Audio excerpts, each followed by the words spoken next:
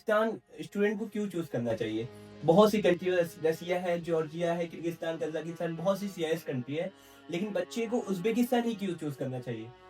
देखो सद्दाम, ये सवाल भी मुझे पहले भी कई लोग पूछ चुके हैं और सबसे इम्पोर्टेंट चीज़ ये है कि जो उज़्बेकिस्तान जो पिछले 2 साल से काफ़ी ट्रेंड करने लगा, काफ़ी पॉपुलैरिटी में आ गया है।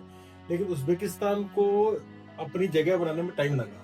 2019 से हम लोग यहाँ काम कर रहे हैं, जी। 2019 से हम लोगों ने यहाँ पे स्टार्ट किया, आप 2020 से शायद जी, यहाँ पर पढ़ रहे हैं। जी। और लेकिन उस टाइम बच्चे कम थे। लोग उज़्बेकिस्तान को कम जानते थे, एजुकेशन के बारे में ज़्यादा लोगों को पता नहीं था, लेकिन हम ये समझ रहे थे कि यहाँ पर जो हॉस्पिटल्स हैं, यहाँ पर जो इंफ्रास्ट्रक्चर है, यहाँ पर जो यूनिवर्सिटीज़ हैं, पुरानी यूनिवर्सिटीज़ हैं, बड़ी यूनिवर्सिटीज़ हैं, पर ये बात इंडिया तक पहुँच नहीं रही थी। जब यूक्रेन से ट्रांसफ़र होके बच्चे यहाँ पर आने लगे, जी। उसके बाद रशिया से कुछ बच्चे आए, हमारे पास में पड़ोसी देश हमारे किर्गिस्तान से बच्चे ट्रांसफ़र होके यहाँ पर आए और वो बच्चे आए हायर ईयर से, मतलब 3rd ईयर, 4th ईयर में आए, जो जल्दी ग्रेजुएट होके वापस इंडिया गए।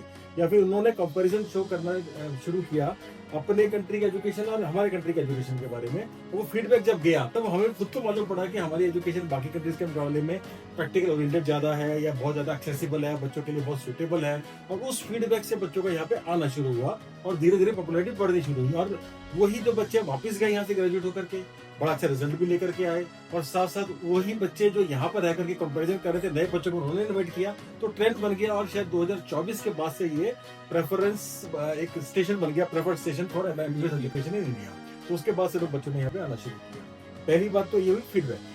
उसके बाद दूसरा क्या है कि जो यहाँ की कॉस्ट ऑफ एजुकेशन है, वो बच्चे कॉस्ट ऑफ एजुकेशन है, कंपेयर करें अगर आप बाकी सीएस कंट्री से और बाकी कंट्री से, वो भी ठीक है।